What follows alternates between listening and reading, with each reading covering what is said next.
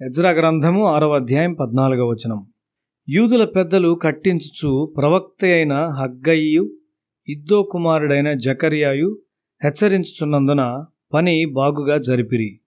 ఈ ప్రకారము ఇశ్రాయేలీయుల దేవుని ఆజ్ఞను అనుసరించి వారు కట్టించుచు కోరెషు, దర్యావేషు, అర్తహషస్తాను పారసీక దేశపు రాజుల ఆజ్ఞ చొప్పున ఆ పని సమాప్తి చేసిరి.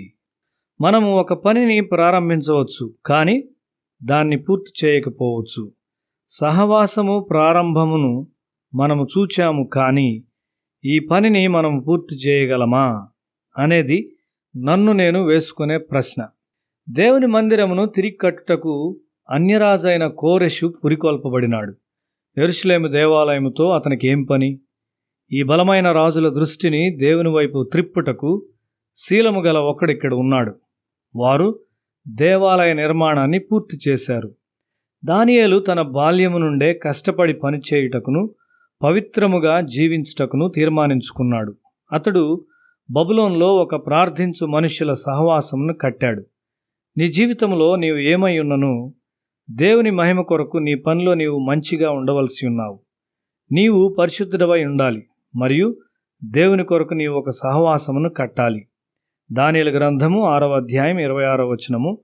నా రాజ్యములోని సకల ప్రభుత్వముల యందుండు నివాసులు దానియేలు యొక్క దేవునికి భయపడుచు ఆయన సముఖమున వణకుచుండవలెను.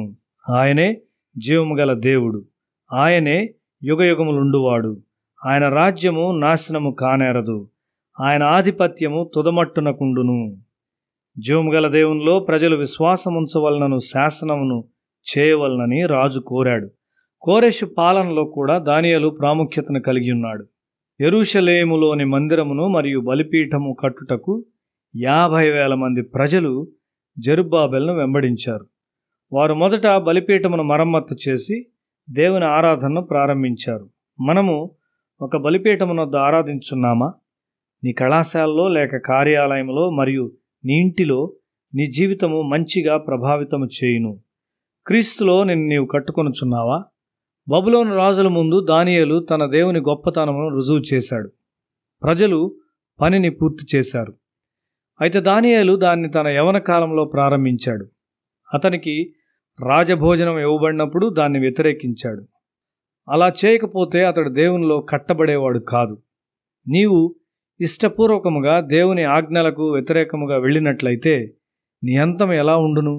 నీ అనారోగ్యత విషయమై మరియు నీ గ్రహింపు లేని స్థితి విషయమై దేవుని నిందించవద్దు.